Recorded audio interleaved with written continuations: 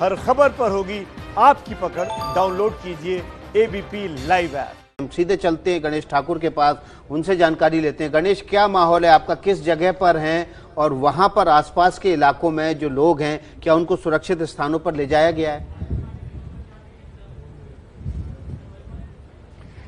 जी देखिए, मैं फिलहाल पवई परिसर में हूँ। ये पवई लेक और मेरे बाईं तरफ जो है वो मुंबई का हार्ट कहे जाने वाला, लंग्स कहे जाने वाला संजय गांधी नेशनल पार्क है। इस पर भी उसका इम्पैक्ट हो सकता है, क्योंकि अगर तेज हवाएं चलती है तो अंदर पेड़ों को नुकसान हो सकता है। तो यहाँ पर भी फॉरेस्ट की टीम अपनी तैनात की गई है।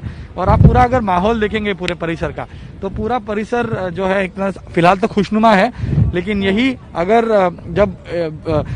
जब तूफान आएगा उस समय का जो जी परिस्थिति होगी वो अलग होगी। मुंबई के सामने एक बड़ा संकट है, वो है स्लम्स। अगर यहाँ देखें तो ये पहाड़ों में यहाँ झुग्गी झोपड़ियाँ होती हैं, इन झुग्गी झोपड़ियों में लोग रहते हैं। तो अगर ज्यादा असर हुआ तो इनको नुकसान हो सकता है, ये गिर सकता है, इसलिए यहाँ इवैक्यूएशन शुरू किया गया है। विकास, एक बात मैं आप बताना चाहूंगा यहाँ पे कि महाराष्ट्र में पहली बार साइक्लोन का लैंडफॉल हो रहा है। और महाराष्ट्र में अलीबाग, जो हम ग्राफ्स देख रहे हैं, जो मूवमेंट देख रहे हैं, उसमें ये पता चल रहा है कि अलीबाग पहले लैंडफॉल का जगह थी, लेकिन अलीबाग से थोड़ा सा पहले मुरुड, जंजीरा, ये जो बीचेस है वहां पर उसका लैंडफॉल हो सकता है। इसीलिए उसका इम्पैक्ट मुंबई में बहुत ज्यादा होगा। जैसा जितेंद्र ने बताया कि इसका डायमीटर जो है, आई का डायमीटर, वो डिक्रीज होते जा रहा है, तो विंड इंटेंसिटी ज्यादा हो रही है। इसीलिए मुंबई में समुद्री तटों पर मुंबई पुलिस ने धारा 144 लगाई है। मतलब गणेश, आप ये इवैक्यूएशन किया है जिस जगह पर अब तक जानकारी थी अलीबाग पहले टकराएगा, वहां पर उससे पहले ही हो सकता है कि तूफान टकरा जाए। लेकिन एबीपी न्यूज ने सुबह 6 बजे से की है तैयारी कि आपको विस्तृत रिपोर्ट दिखाएं, विस्तृत कवरेज दिखाएं, बड़ी कवरेज दिखाएं। दमन से लगातार हमारे सहयोगी सुबह से आपको अपडेट दे रहे हैं। अजय, सुबह 6 बजे की तस्वीर हमने दिखाई थी, बिल्कुल शांति कोस्ट के पास थी। अभी के हालात बताइए। देखिए, सुबह 6 बजे ये अरब सागर की लहरें हैं और इन्हीं की तस्वीरें मैंने आपको दिखाई थी कि जो समुद्र था वो कितना 2 किलोमीटर लगभग पीछे था तट से।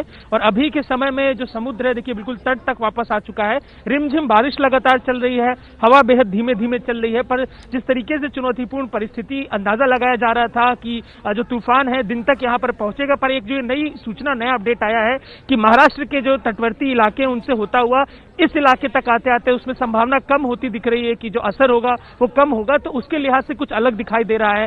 सुबह जो भीड़ थी तट के आसपास, लोग टहलते दिखाई दे रहे थे, पुलिस ने अब सख्ती से सबको हटा दिया है और लगातार यहाँ पे गश्त, जितना भी ये दमन के आसपास का तटवर्ती इलाका है, पुलिस की गश्त लगातार जारी है। लोगों को सख्ती से निर्देश दिया जा रहा है, जरूरत पड़ने पर पुलिस लाठियों का भी इस्तेमाल कर रही है लोगों को घर वापस अगर अपने पीछे की तस्वीरें पहले आप दिखा सके, हम ये जानना चाहेंगे क्योंकि पहले से कितनी अलग है तस्वीर। आप कह रहे तेज हवाएं भी चल रही हैं, हल्की हल्की बूंदाबांदी भी हो रही है, तस्वीरें दिखाइए जरा। देखिए, फिर से तस्वीरों पर लेके चलते हैं आपको। अरब सागर की लहरों को देखिए। सुबह जो ये तट है उससे तकरीबन 2 किलोमीटर अंदर जो पानी था दिखाई दे रहा था, और अब बिल्कुल तट तक पानी वापसी कर चुका है। और समुद्र की लहरों को भी देखिए, जिस वेग के, जब सुबह हम देख रहे थे बहुत छोटी छोटी लहरें काफी दूर दिखाई दे रही थी, अब वेग के संग ये वापसी कर रही है। जो तट का इलाका है उसको फिर से कवर कर रही है। और जिस तरीके से अपेक्षा की जा रही है कि दिन के समय तक जो तूफान है मुंबई से होता हुआ, पालघर से होता हुआ इस इलाके की तरफ आएगा, तो उस लिहाज से तैयारियां पूरी दिखाई दे रही है दमन में। जी ठीक है, एक बार वेदांत नेप का रुख कर लेते हैं। अलीबाग में वो मौजूद है हमारे साथ। वेदांत, वहां की क्या हालात है, क्योंकि अलीबाग को लेकर ही सबसे ज्यादा चिंता बनी हुई है, क्योंकि वहां पर ही हिट होने की बात हो रही थी। कैसी स्थिति है वहां पर अब?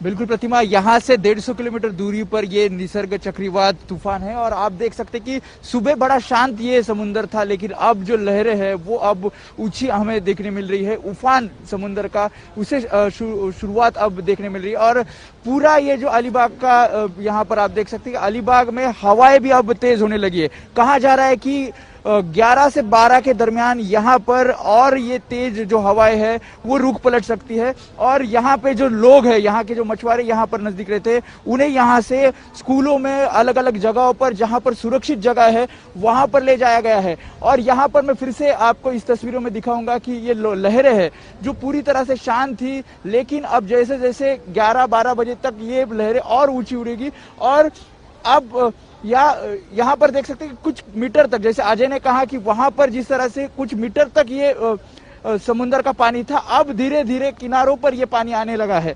और यहाँ पे एनडीआरएफ की टीम भी अब तैनात है। 4 एनडीआरएफ की टीम जो है वो पूरे रायगढ़ डिस्ट्रिक्ट में अलग अलग जगहों पर है।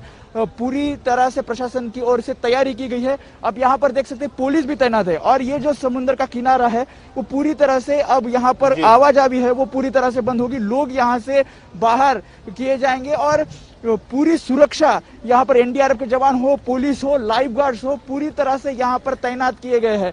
और पूरा अलीबाग जो शहर है, अलीबाग जो गांव है वो पूरी तरह से बंद किया गया है। कल दोपहर से ये बंद किया गया है और लोगों को तकरीबन 500 से 700 लोग हैं, 20 गांव है यहाँ पर जो समुद्र तट पर है, उन्हें सुरक्षित जगहों पर ले जाया गया है और तैयारी जो है पूरी तरह से की गई है। और लोगों को कहा जा रहा है कि घर से बाहर ना निकले, घर में रहे।